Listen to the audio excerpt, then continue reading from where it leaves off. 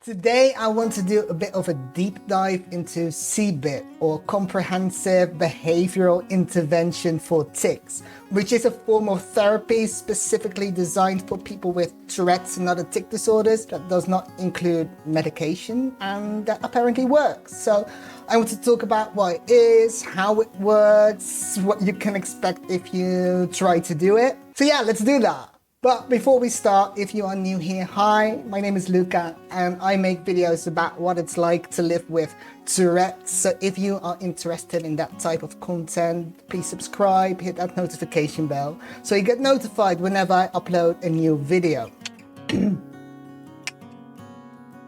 Now, of course, before we start, I want to say that you do not need to get any interventions or treatments for your Tourette's or your tics if you don't want to.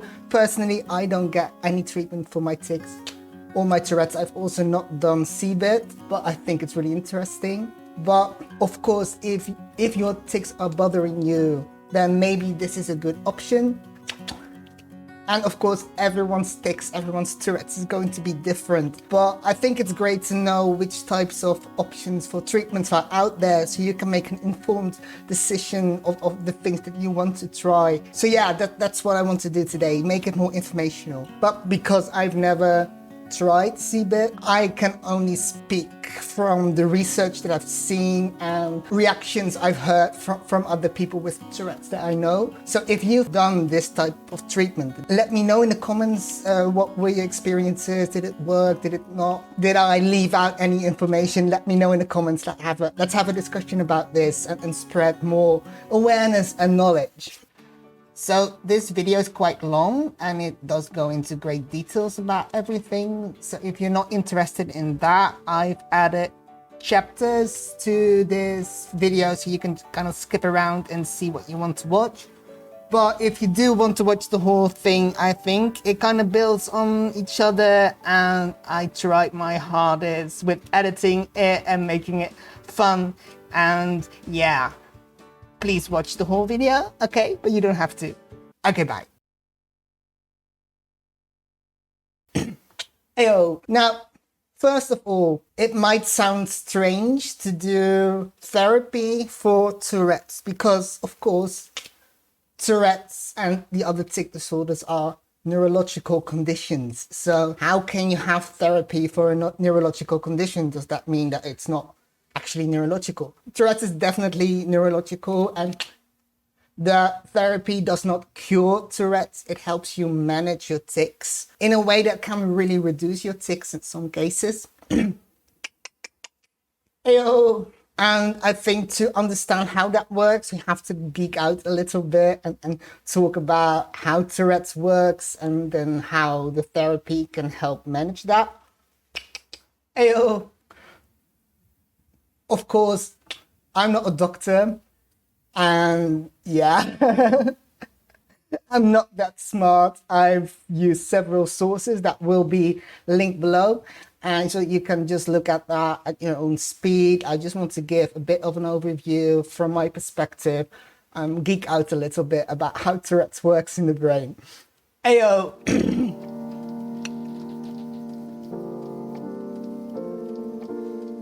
In order for us to completely understand how this type of therapy helps and how it works, we have to kind of understand how Tourette's works. So, as I said, Tourette's is a neurological condition. Neurological meaning that there's physically something different in how our brains work.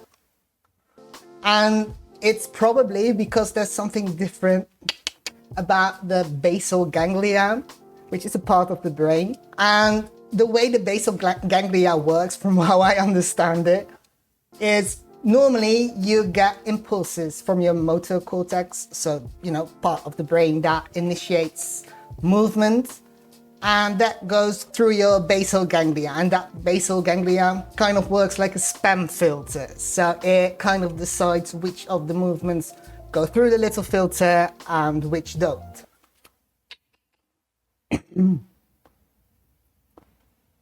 In people with Tourette's, it's seen on some scans that the basal ganglia is smaller or in some other way different. So it's already not that good at filtering out certain things. So that's why we tick our spam filter lets through more spam, more tics than in people that don't have tics or Tourette's. So how does that part of the brain, how does that spam filter know which movements to let through and which not?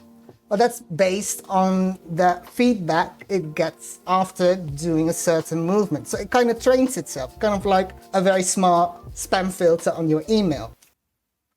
But of course, that part of the brain doesn't know if something is good or not good. It's kind of based on the feedback it gets from the outside. So what happens if you go into your email and start going through your spam folder, and for every spam email say this is not spam, this is not spam, then your spam filter will think, well, the next spam message that comes in, that's not spam, I can just let it go through, right? That's kind of the idea of how behavioral things can impact your spam filter. There are things from our behavior, both outside and internal, that reinforces our brain to train the basal ganglia to keep ticking. So it kind of becomes a vicious cycle. So still, the brain is the problem, right? That's the root of the problem. It's the basal ganglia thing. Our spam filter is just a bit wonky. But tics happen in an environment, both external, so things that happen on the outside, and things that happen on the inside.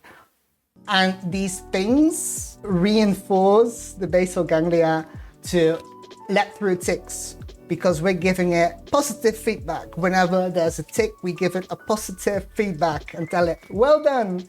Yeah, this was not spam, this was not a tic, keep doing this. Even though, of course, we're not aware that we're doing it. But that's just the whole part of the disorder. And that's where the therapy comes in to help us teach our brain, teach our basal ganglia that, no, this is spam, we can do this. So again, it doesn't cure the problem because we can't grow a new basal ganglia. I've never said that word so often, it's awesome. We can't get a new one or make it grow or anything, but we can train it to be a bit better and to deal with it a bit better, right? So CBIT is a form of behavioral treatment, and that's based on different ideas, 3 general ideas. And that is that the environment impacts Tourette's, and that makes sense, right? It's both external and internal, so things that come from the outside. Being in a certain environment, for example, when I'm at home, I tic more. When I'm outside, I tic less. When I'm nervous, so internal, when I'm nervous, I tic more. When I'm very tired, I tic more. When I'm happy, I tic less. A lot of these different things, and it's different for everyone, but there is an environment that influences how you tic. And that is different for everyone. Like I say often, Tourette's is different for every person that has it. So for example, when I have a tic-tac, I need to listen to very loud music where others need silence. Everyone's different. And the idea is that to really treat Tourette's and tics, you have to look at both the external things and the things from the inside. So both the things outside, the environment outside, and the things inside. So let's start with the outside bit. Now, as I try to explain, is that our little spam filter, the basal ganglia, is not very good at filtering out the wrong movements, the wrong actions that come from the rest of our brain, and that it kind of needs us to teach it what the good things are. Everyone has that. Everyone does that feedback, like this is good, this is bad, this is how it works. So the theory is that not on purpose, but that we somehow train our basal ganglia, train our spam filter, that the tics are actually good. That happens subconsciously. So for example, if you are a parent and your child has tics, maybe a violent tic where they hit themselves, it is completely natural for you to hold your child and comfort it and make it feel safe and loved. And that is, of course, very normal and very good. But the brain does not make that connection. It thinks I tic, therefore I feel better. So I felt bad, now I feel good. Basal ganglia thinks, okay, so this was a good thing. I do my spam filter thing. This is a good movement. I'm going to keep ticking. Now again, this is not a behavioral thing. It's not that you're reinforcing bad behavior or anything. It's not a behavioral thing. It's not even something you do consciously. It is literally just brain wiring. It reacts to something. It is a very basic neurological thing, not behavioral. So it's not the same as reinforcing bad behavior, good behavior. It's on the brain level, okay? Think spam filter, not behavior. Yeah, I think it is important that we get technical about this, that it is about the basal ganglia. That's why I wanted to really dive into the neurology of it, is that if explained very quickly, it can sound like, oh, my child has tics. I need to not reinforce the behavior of the tics. That's not what it means. It's on the neurological level. That's why I keep talking about parts of the brain, all right? So I hope you get what I mean. When I made notes about this, maybe I should just read it out. It might seem that tic disorders are a behavioral problem themselves, and it's not. Tics are neurological, they are not intentional, but behavior and other things in the environment can impact the presentation of that neurological disorder. See, when I write, I'm a lot smarter. The third misconception or misunderstanding of CBIT relates to the idea that we can treat tics and Tourette using a behavioral approach. This shouldn't be misunderstood to suggest that the person is ticking on purpose, ticking for attention, or ticking to get out of responsibilities. The idea behind a behavioral approach is that even though tics are involuntary, they can be managed using behavioral skills. So we need to do more research, but we think that by teaching individuals to control their tics using these behavioral techniques, we might actually be altering or counteracting the underlying dysfunction in the brain. So in the functional assessment analysis part of CBIT, a child might also work with adults as well, of course, is that parents and their children, or probably the person themselves in their environment, will look at what these moments are. What are the things that reinforce the idea in the brain that ticking is good, right? So some examples that I saw was, for example, a child that has very severe tics when in, for example, math class, and because they are quite nervous about math, I'm going to say science class. And when they tic a lot, they have a great teacher, and the teacher tells them, you know what, you can go outside, you don't have to do science anymore. Of course, the child was not ticking to get out of science class, but the brain does not understand that. The brain is very smart, but also very stupid. Again, spam filter. Your brain thought, I was in a bad situation, I was stress not good, help. There was ticking, and then there was no more stress. So ticking is good. So spam filter in your brain thinks, yay, let's keep doing this. So by finding out what these moments are, you could kind of mitigate that by, for example, having that child not leave the class but sit in the back of the class, or maybe go to another teacher's office and do their science homework there, and kind of, reinforce the brain to know that ticking does not equal solving this moment of stress on the outside, because that trains the brain to keep doing something, because, that's what brains do. That is in and of itself probably a great tactic to help, especially when there's certain situations where you tic a lot. Maybe it's when you go outside, maybe you can look at why it is that you tic a lot when you're outside, work on that. But in the end, that doesn't stop your tics, right? That's why with behavioral therapies, you have to look at both the external factors and the internal factors. So why, from an internal point, do we have to keep ticking? Now, this is where Tourette's differs from other, for example, movement disorders is that with Tourette's, we often feel an urge to tick. So this is this premonitory urge. So this is this little buildup of tension before we tick. Ayo! And this urge is not comfortable. It is stressful. And then usually ticking helps relieve that buildup of urge of stress. So what does the brain think? Stress, urge, not good. Ticking, relief, great.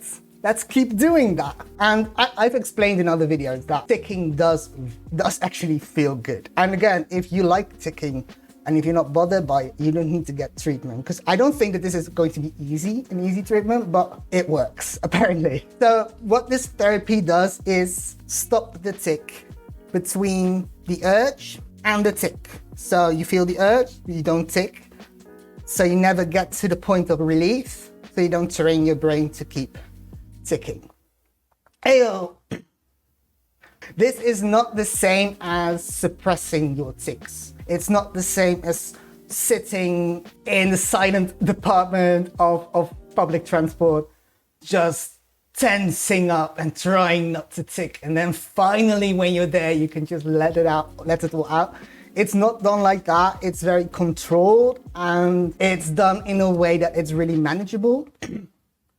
So the concept that this thing is based on is called habituation. And habituating is just fading of the urge, which always happens. And that happens in everyone. For example, if you are wearing a piece of clothing that's a bit too tight, at first you really feel it, but after a while your brain just stops sensing that. And of course, different people are better at blocking that out than others. But we're all capable of doing that to some extent. And that's the same thing as what happens with this urge. It will fade away. And that's what it's based on. So to change this internal environment, which has this urge to tick, at first it is the awareness training that they do, then a competing response training, and there's a part social support that's quite useful. So let's go over how that works. So with the awareness part of this training, you first have to become aware of when you tick. So you usually start with just one of your tics. You have to first be completely aware of what this tic is. So you have to really describe it, like what you do exactly. Like, for example, with my jaw tic, I first feel something a bit tingly here. And then I open my mouth. I have to feel my jaws click a bit. Then I move my jaw to the side a bit. I usually pull down my eyebrow a bit. You have to completely understand, completely describe what it is. So you become fully aware of everything that you do. We need to do a tic description. So can we start with you thinking about where you feel the tic coming? Just everywhere in my eye, just my whole eye. All around your eye. So the top of the eye, the bottom of the eye? Yeah, everywhere, just my whole eye. Okay, and is that quite strong, that feeling? Yeah. Okay, and then when you get that feeling, what happens next? What's the first bit of the tic? I roll my eye upwards like that. Okay, let me try that out. You roll it always to the same side? No, just up. Up, okay. And then what happens? And then I blink.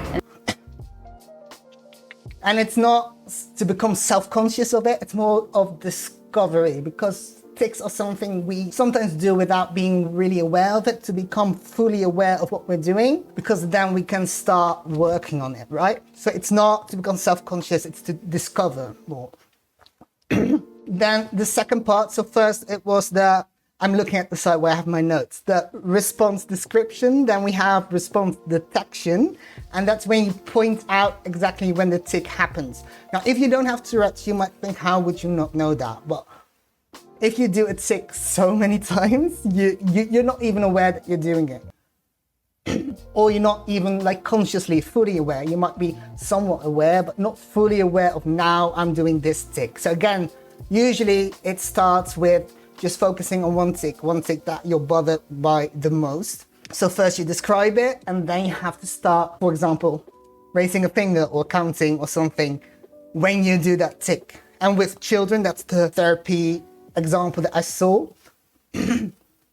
It is like the child will tell a story, and every time they do the tic, they'll raise their finger, and the therapist will give them a compliment every time they did it right, and just remind them to not forget to raise their finger if they forget, not in an accusatory manner, but more in a positive reinforcement manner. So again, it's not like training and bullying them into recognizing their tics.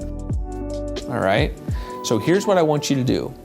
If you notice your hands going up to your face, or if you notice your fingers starting to close on your thumb, or if you even start doing it, I want you to let me know.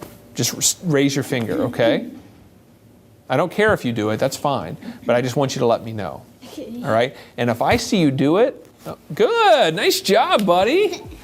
And the interesting thing is that at some point, and this might be very quickly and sometimes it takes a while, person will start raising their finger before they actually tic, so they become aware that it's happening.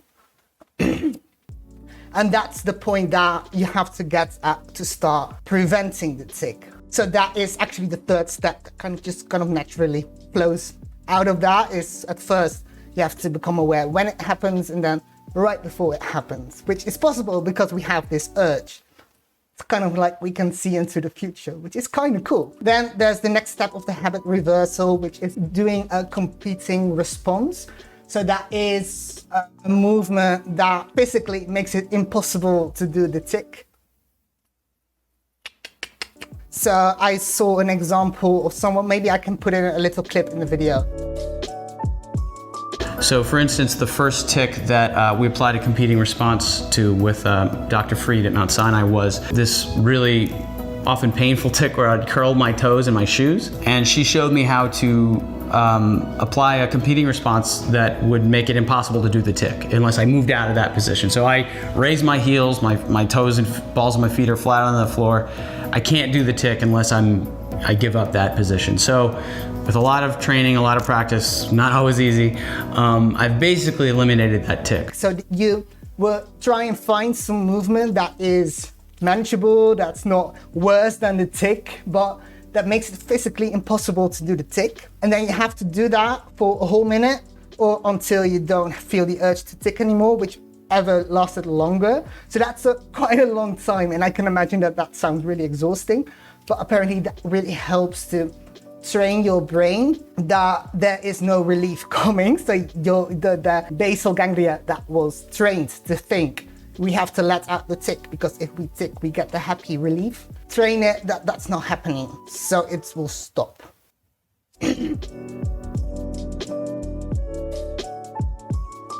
When I first heard of this, my thought was, but how? If you suppress your tics, your tics become worse.